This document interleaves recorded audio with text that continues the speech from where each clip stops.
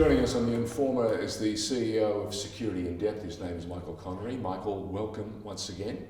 Thanks, George. I want to talk about another epidemic that's out there. We're not talking COVID-19. I'm talking the epidemic that we're seeing on our online posting and social media. It's become extraordinary. I'm talking about the torrent of abuse.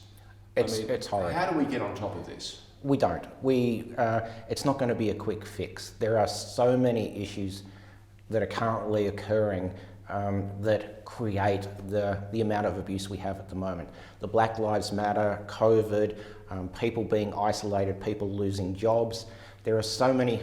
People losing their lives. Young Solomon, the 15-year-old schoolboy, apparently now we're finding out it was all about a post on social media that so enraged a group of boys that they went after him. Yeah, a 15-year-old boy being stabbed to death by a number of young men because of a post. It's just wrong. So what do we do about it? What can we do from the technical point of view? What can parents do? Are there programs? Are there filters? Is there a strategy that we can adopt? There are no programs, there are no filters. This is about education. And the problem that we have right now is that parents aren't educating their children effectively. There's no two ways about it. Right at this moment, we're breeding the next generation of bullies and trolls. What's occurring is that bullies and trolls, when you have a look at the psychology behind it, they're generally young men, but not always, but they're generally young men who have been isolated, who are vulnerable, who haven't had the appropriate opportunity to be able to learn and communicate effectively, which is exactly what's happening in today's environment. So today's environment, once upon a time, well, for the last decade, you would have seen about 1 in 4 children would have experienced bullying. At the moment, it's 1 in 3. So it's increasing, and it's increasing because parents these days aren't watching their children, what they're doing online. We're too busy doing something else. We're too busy doing something else. That's incredible. And the other thing is, of course, we're giving our children all these devices to keep them, as they say, relaxed or comfortable and so on. But we're opening a pathway, we're opening a door that we're struggling to control. Well, we did some research, some significant research into this. And we found that whilst kids are at home, they were online, I think 60% of them were online for more than 6 hours. And 80% of parents, when asked, do you know what your children are doing? They had no idea. But it's not just this. The other component of this is schools. Schools do a great job trying to educate students. But the problem is that the moment a student complains about online bullying or trolling, because it's outside of the school, the school can't do anything about it. The school can only say, this is what you need to do. You need to report it. You need to communicate. And 50% of kids who are getting bullied do communicate. They communicate to their friends, but they don't communicate to their authorities because they know that if they communicate to the school, they're going to get targeted even further. We've seen kids, and I'm sure you've seen kids, that what occurs is that they report the bullying. And the moment they leave the school, it becomes worse. I'm just wondering if we can put you guys in contact with Bully Zero.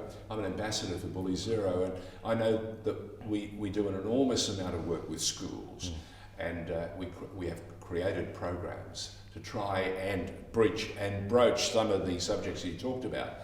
I'm just wondering if we put you guys together, that you won't butt heads, but you'll actually maybe come up with even better strategy to help us cope with this rising epidemic that, as you touched on at the very beginning, is almost another pandemic. It is a pandemic. I mean, it's not just kids, it's also adults.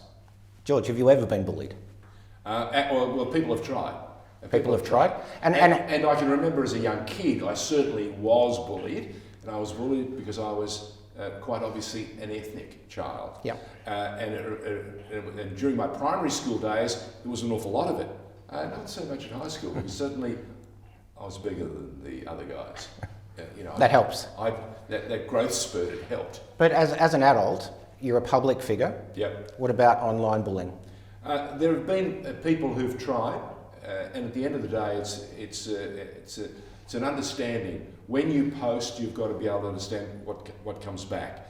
And I try not to elevate the discussion or add to the vitriol or pour any more oil onto the discussion, and try and move on as quickly as possible. Because if you stay on board, then the emotion grips you, the logic goes out the door, and you become a victim of the one thing that you don't want to be involved in. True. So what do? You don't raise it, do you report it? Yes, more and more, especially now with more of the different communities, social media platforms now inviting you to say to them, are you being affected? Has there been anybody coming your way and posting things that shouldn't have been posted? And I am responding more and more, and it's on Instagram, it's on Facebook, it's on Twitter, and so on. Yeah. And you're finding it's working? I think so. I think, at least with me, I'm not pouring more oil onto the fire. Okay. Yes, and I think that's got to be the smartest thing. Have you seen it reduce since you've done that? No, no. And that's the issue. It doesn't reduce because this online bullying, the trolling, is not necessarily just one person. It's a group of individuals with like-minded, and they're, the psychology is mobs. That they're mobs. Yeah. They're targeting people based on a specific belief system, and they want to target you.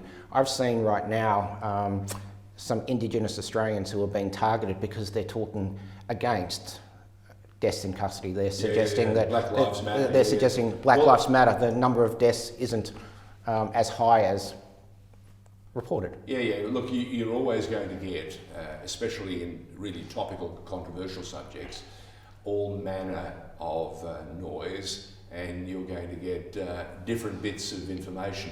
At the end of the day, I think for us has got to be, can we get our service providers to be more diligent? Can they force maybe a different way of doing what they do? Can we make sure that at least the people who we're responding to have a name and a calling card? Because we have a brand, they must have a brand. They can't hide in the shadows. Are we likely to see a change or not? No. And the reason we're not likely to see a change is because the government won't force change on Twitter, on Facebook. They won't force people to change and create an online identity because people are afraid of privacy. I want to be anonymous because I want to be private. I have the right to be private. When that privacy can do as much damage as what we're seeing, then I think we have to forego that privacy. It's like cameras. People say, we don't like the use of all this new technology, especially the ones that can recognise your face and identify you. Well, I'm sorry, we're living in a brand new society that is creating enormous new challenges. We have to be smarter. Everyone's talking to us about being more agile, being braver, being this, that and the other, and yet they want to behave and talk to us as if it's 1980. Well, 1980 is a long time ago. What's occurring is that we're living in a Orwellian 1984. Yeah. There's doublespeak, there's thought police. You have a thought online, you can get trolled. You have the wrong thought, you'll get trolled. You'll get, people will call you out and call you a whole range of different names. Sam Armitage, is bullied. Has been victimised. Has been victimised. Yeah. I can't remember the name of the comedian. People are going back into individuals' histories and saying, look at what you did, and trolling them and calling them out for things that occurred 10 years ago. Unfortunately, with digital posting, it lingers forever. It does. We can't get rid of it. One thing we can get rid of is the opportunity to say that your football team is, again, showing us that it does have the chance to win a premiership. We're talking about Collingwood, your favoured Suns. Yep. Can I just remind you that Melbourne City, your other favoured club, is about to recommence its A-League season, and there's a possibility you and I can go and see a game together. I'd love to do that. The CEO of Security in Depth, Michael Connory, on TheInformer. Thank you very much, Michael. Thanks, George.